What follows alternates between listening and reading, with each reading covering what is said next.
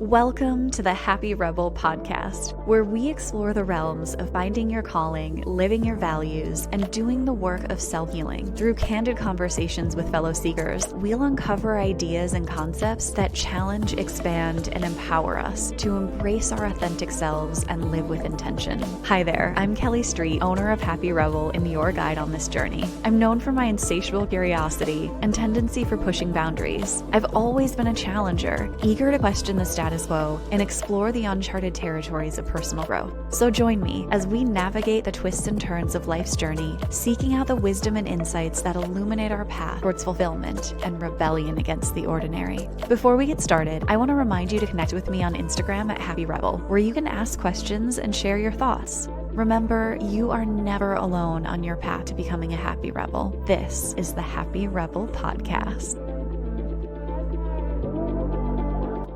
Begin by closing your eyes or softening your gaze. Take a slow, deep breath in through your nose and gently exhale through your mouth. Allow your breath to settle into a natural rhythm. Bring your awareness to the space just below your belly button, the home of your gut instincts. Imagine a soft, warm light glowing in this space. With every breath, feel this light grow stronger. A steady source of calm and knowing. Silently repeat, I trust my inner voice. My intuition is clear and calm. Take one more deep breath, and when you're ready, open your eyes or come back to the space around you. So we are back to the Power Word series for the podcast.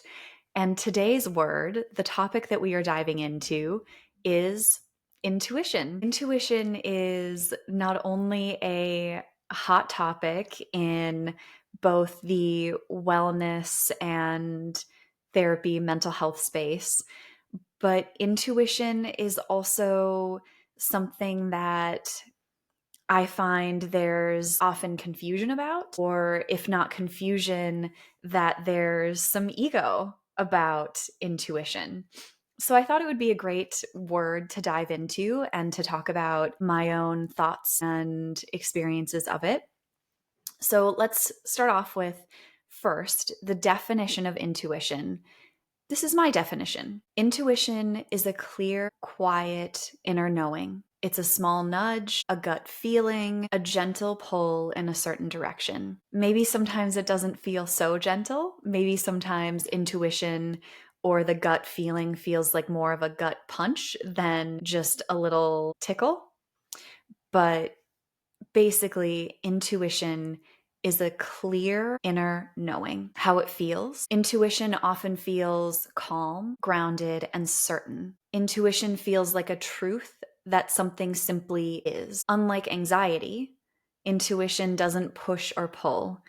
It's usually, for me at least, a small, still voice that breaks through the noise or the clutter of my internal landscape. So, a few personal examples of how I experience intuition is that sometimes I will be getting ready to go out the door in the morning or getting ready to go out the door for an event or a thing happening, and I'll get the hint, take an umbrella, or just this sense of, no, I have to have an umbrella with me, or this sense of, I need to wear waterproof shoes or just wear different shoes. And it's a small, silly way to explain how intuition can show up, in that intuition can tell you to wear different shoes, but it can. And inevitably, every time I don't listen to that voice, something will happen and I'll be like, oh, why didn't I put those other shoes on? Why didn't I bring an umbrella? I knew I should have. And yet, when I do listen to that voice,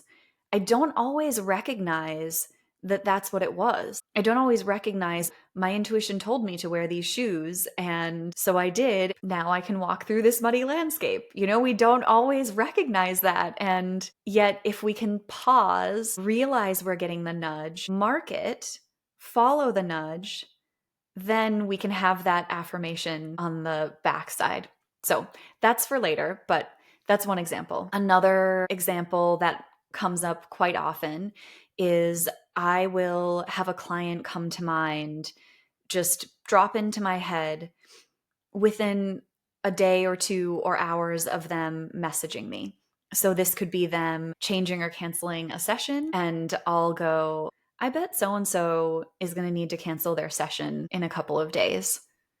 And sure enough, I will get an email or a message from them that, oh, something came up, we need to cancel. Or I have a client who we just do occasional sessions with, and I know every time that it's going to come up because they'll start coming to mind for me for days or even a week or two before they reach out and say, yep, it's time to check in, it's time to have another session.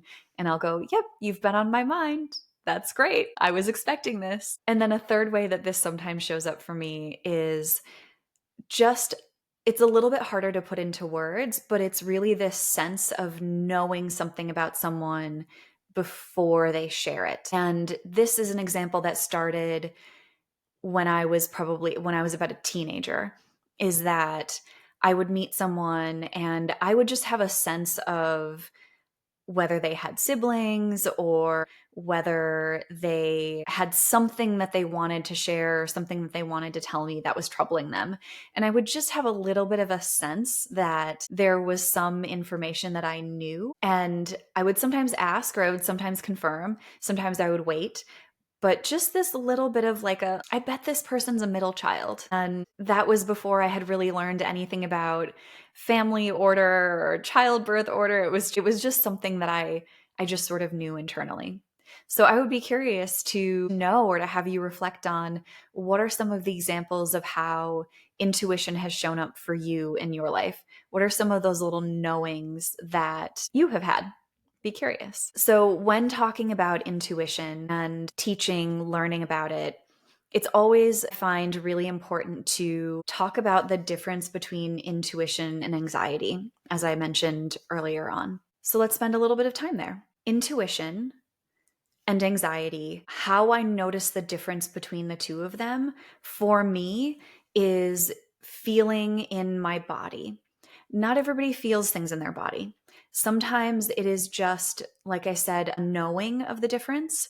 Sometimes we have to look at the thoughts and ask the thoughts what the intention is behind them. But for me, like, because I experience it as a feeling, I'm going to stick with that as knowing the difference. And that's how I've heard a lot of people talk about intuition versus anxiety. So, intuition feels calm, centered, and clear. Intuition often comes as a gentle nudge or as a soft whisper. Sometimes, oftentimes, there's no sense of urgency or like a panic about it. It's really clarity and just a knowing of, you're walking out the door. So, to use the shoes as an example, you're walking out the door and you go, I should probably wear my tennis shoes, actually, instead of these like cute heels. And you're like, that's weird. Okay. Anxiety would maybe show up as, oh, I don't know if I should really wear these shoes. Like, what if the ground's soft, or what if this, or what if that? Anxiety. Intuition says, I should probably do this. And can you just get that sense of how those different things feel? So, to go to, what does anxiety feel like? Anxiety often feels chaotic, pressured, fear-based. Anxiety is often accompanied by racing thoughts, physical tension, or sometimes even a sense of doom. And anxiety is trying to push you to act quickly to alleviate the discomfort that shows up. So you have this sense of urgency that, like, well, I have to do this or what? Whereas intuition is, here's a choice that you can make. Here's an offering of information that can guide you somewhere. So, how to tell the difference between these two very subtle things. And frankly, the more that you work with it, I will say, the more you work with your anxiety versus your intuition, the less subtle that these differences become. So, some ways to work with, is this anxiety or is this intuition? First, pause and breathe. Anxiety will often dissolve once you move into stillness, or once you ask the question of, what do I need right now? What is this? It will usually kind of fade away. Intuition, however, becomes more clear and become stronger. And you get this sense of, this is just the choice that I am supposed to make. This is the thing that I am supposed to do. Another way to check whether it's intuition or anxiety is a body check. Intuition feels grounded. You'll often feel it in the gut or in the chest, which you will often feel anxiety in the gut or in the chest. But anxiety in the gut or in the chest is a jittery energy, shallow breath, tightness, panic. Intuition often has more of a sensation of a ping or a light feeling or just an energetic flush that comes over you. It feels certain, whereas anxiety feels, like I said, jittery, hard to breathe, tight. The third way that you could check whether something is anxiety or intuition is to ask yourself, am I being pulled towards something or am I being pushed away? Am I being pulled towards something with love or am I being pushed away by fear right now? And just see when you check into that. Maybe you'll even notice in your body that when you connect with intuition, you'll lean forward. And when you connect with anxiety, you'll lean back. That is a check that could be really, really helpful, is to ask yourself and then notice, what does my body do when I ask that question? Not just what answer do I get, because the answer could still be in the state of anxiety and confusion. So just kind of taking all of those signals and all of those little measurements and starting to understand for yourself, this is what anxiety feels like, this is what intuition feels like. So now that we've determined what is anxiety, what is intuition, let's talk about how intuition shows up in everyday life. Intuition can show up really mostly as small nudges. It can show up as having you take a different route that you don't normally take. You know, I'm going to go left here instead of going straight and just see what happens. And maybe as you turn left down that street, you will get a sign from a loved one who has passed on that brings you joy or clarity that day. Maybe you've avoided traffic, but you just get these small nudges. Another way that intuition can show up in everyday life is sudden thoughts about people who then reach out to you, or sudden thoughts that maybe you should reach out to someone and be preemptive or proactive. And then a third way is that it can show up as just that inner sense of knowing. Even if there isn't external evidence that something's going to happen, like maybe rain isn't necessarily forecasted, but there's just an internal sense that some choice needs to be made or something needs to happen. So let's talk about what to do when your intuition feels blocked, because I know that this is a huge topic for people. Is, well, how do I connect with my intuition? My intuition suddenly went radio silent. I'm freaking out. Well, let's talk about first what blocks intuition. I know that I find this for myself when I am stressed or overwhelmed or really busy and not taking the time to get quiet, have downtime, have a sense of inner stillness and peace. What that leads to is me ignoring those small signals that will over time repeatedly lead to dimming your intuition down. Intuition never fully goes away. It's like not something that you lose. It's not something that you either have or you don't have. That is important to note. Everyone has intuition. Every single one of us has an intuitive spirit, has an intuitive side. And it's just that that light gets turned down, it becomes dim, it becomes blocked out. If we're not intentionally connecting to that internal landscape and getting to know what the signs and signals are for our intuition. So, some ways to clear what might feel like an intuitive block. I really kind of even hate to be like, oh, my intuition is blocked. No, it's just quiet and you're loud. So, let's figure out ways to quiet you and turn the volume on your intuition up. So, first and foremost is to create some intentional quiet time. This could be through meditation, going on a walk in nature, or just sitting in silence and awaiting to hear what arises. Another thing that I love to do when it feels as though my intuition, my internal voice has gotten very quiet is I love to free write journal. So just sit down with a piece of paper and write whatever comes to mind. And sometimes what this does is it gets my internal voice out of the way so that can be done speaking. And then I can listen to what comes underneath that internal voice. And that to me is the seed of intuition. Some other practices that you can do are grounding techniques. This ranges from yoga and some clearing out of the way of body talking that needs to happen. So then you can listen so you don't have the anxiety or just the extra energy coursing through your body. But it can also be things like deep breathing or breath work, visualization practices, or again, connecting with nature. Another thing that is really important. So you've got the quiet time, you've got grounding techniques, and a third thing that is important to be able to listen to your internal voice and your intuition is to just clear the mental and emotional clutter. Do this by journaling, by releasing your emotions, or even setting boundaries can be one way to start to clear out and be able to listen to your internal voice.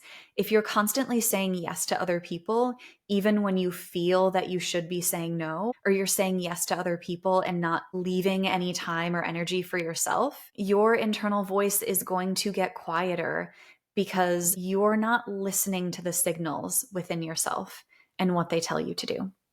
So, those are just some tips and tools on how to not necessarily unblock, but to get more in touch with your intuition. So, of course, when we're talking about intuition, another thing that everybody wants to know is how to strengthen your intuition, how to learn to trust it a little bit more. So, you can do this in a few different ways. The first that I think is the most essential or important is to do some daily check ins. So, taking a few moments each morning or evening to ask yourself, what do I need to know today? This is something that I do almost every morning. I say almost because I'm not perfect. I don't do everything the way that I'm supposed to either. But almost every morning, I take a breath, I sit down, and I ask, what do I need to know today?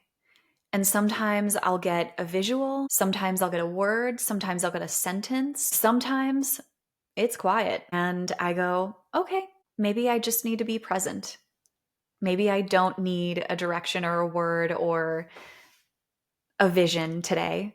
Maybe I'm just supposed to be here now. So do those daily check ins. The second way to strengthen and learn to trust your intuition is to follow the nudges. This is what becomes kind of the magic in the making for learning to trust your intuition.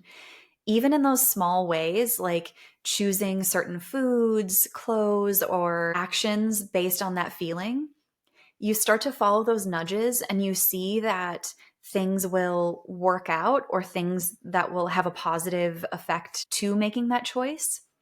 And you'll go, maybe I can trust myself. Maybe I actually do have some intuition, some intuitive vibes that I get. And the more that you do that, you just build this relationship with your intuition. Now, the hard part is you wear those waterproof shoes and it doesn't rain. Okay, does that mean that you were wrong? No, not necessarily. Maybe it just means that you were supposed to wear more comfortable shoes that day because there was a risk of spraining your ankle. So, wearing the comfortable shoes treated you to that instead of treated you to wearing uncomfortable shoes and needing to walk around in them and have painful feet. I don't know. You know, but just learn to lean in and trust and accept. So the third way to strengthen and trust your intuition is to kind of going on to those following those nudges, celebrate the hits. Celebrate when your intuition is right, acknowledge it. Whether one of the things that I love to do with people is I do this little, I raise my hands up. I've talked about this before, but I raise my hands up in a V or I encourage them to, and I go, woohoo, you did it. And so whenever you get that correction, that acknowledgement that your intuition was spot on, do something physical with your body, whether it's pull your fist in and be like, yes, kind of like that baby meme who got things right, like pull your fist in, yes, or make the V and celebrate. But just do something small, some small way that you can acknowledge you've got this, Okay, the fourth way to strengthen and trust your intuition is to work on releasing judgment. Not every nudge needs a logical explanation. And yes, we are meaning-making machines as humans. And so we often want to get that little, but why? But I don't understand. Release that. Accept your intuitive nudge and understand that intuition just often operates beyond reason. So there you have it. That is all about just a little mini dive into how to get more clarity and how to strengthen your intuition. A little journaling prompt that I am going to throw your way is, when have I listened to my intuition and what happened as a result? On the flip side, when have I ignored my intuition and what did I learn? In closing, here's a little affirmation to send you off with. Repeat this to yourself or just hold it in your heart as I say it. My intuition is a trusted guide. I allow space for quiet so my inner voice can be heard. Thank you so much. I hope you learn to trust yourself more and more deeply every single day. You are the guide that you need in life. Thank you for being part of the Happy Rebel podcast community. Stay connected with us on Instagram at Happy Rebel. If you've enjoyed our episodes, please consider rating, liking, and reviewing the podcast. It truly does help us grow. Until next time, this is Kelly Street. Remember, embrace the dark and the light.